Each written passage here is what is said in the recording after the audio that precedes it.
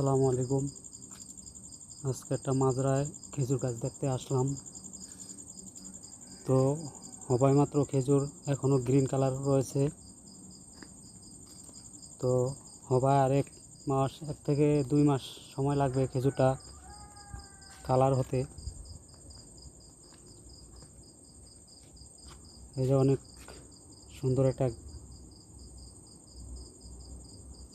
ছোট গাছে খেজুর ধরেছে, কি পরিমাণে খেজুর ধরেছে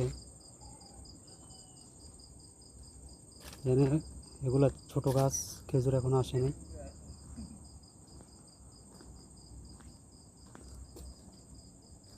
সাদেক ভাই, নাই পেয়ারা নাই? পেয়ারা নাই এদিকে? পেয়ারা নাই নাকি? ওইদিকে গেছেন যে পেয়ারা পেয়ারা নাই।